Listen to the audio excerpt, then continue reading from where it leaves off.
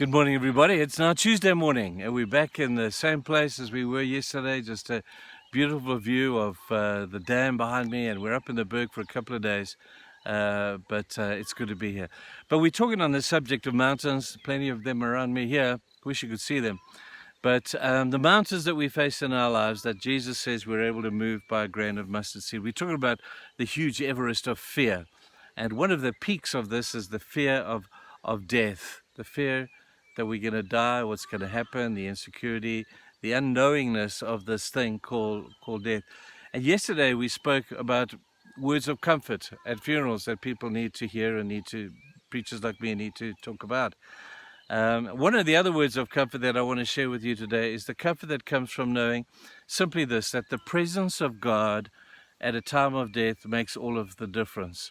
Now, there's no substitute for the presence of God. I know the presence of loved ones, the presence of people, the presence of all that good stuff at a time when you're facing death or the death of a loved one is just so vitally important. And I want to take nothing away from that. The support from community and friends is awesome. But there is no substitute for the presence of God. Now, we see this when look at the funerals that Jesus went to. Jesus went to Lazarus's grave. And the people are saying, Jesus, he's dead, 4 days, don't take the stone away. Jesus says, take the stone away. Let me show you something about death. And eventually they took the stone away, and Jesus called Lazarus out. And it was a beautiful moment, but would never have happened without the presence of Jesus. We also have the story of Jairus, where Jairus' little daughter had died, and everybody had mocked Jesus and said, don't waste your time. And Jairus, don't waste Jesus' time because your little girl is dead. She is dead, which means there is no life. You're wasting your time. And Jesus would have just smiled and said to Jairus on the walk back to the house, he would have said, Jairus, just trust me. It's going to be okay. And Jairus says, how can I just trust you? My little daughter who I love, my light of my life has died.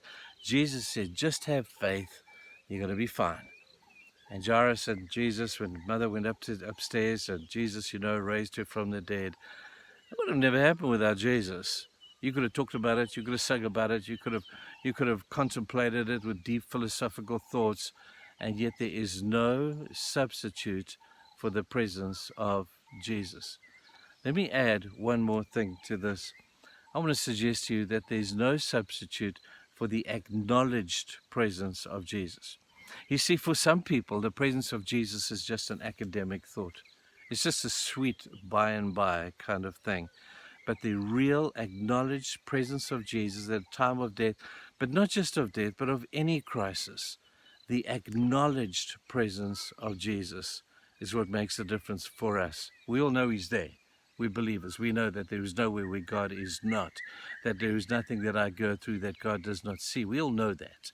But the acknowledged presence of Jesus at a time like that, in this crisis, that's huge. Remember with Thomas, I feel sorry for Thomas because we call him Doubting Thomas. But don't we learn something cool from him? Thomas, after Jesus had died, the disciples had said they'd seen him, and he said, well, I doubt that. I've never seen anybody come out of the grave before, and I doubt that this is true, until one day he acknowledged the presence of Jesus when he saw Jesus himself at a time of his personal crisis.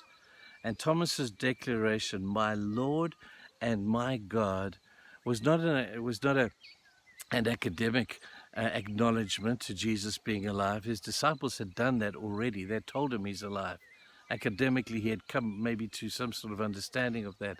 But this was an acknowledgement of the very presence of Jesus. People, listen, there is no substitute, none, no substitute at all for the acknowledged presence of Jesus with you at a time of your deepest sadness or your deepest pain.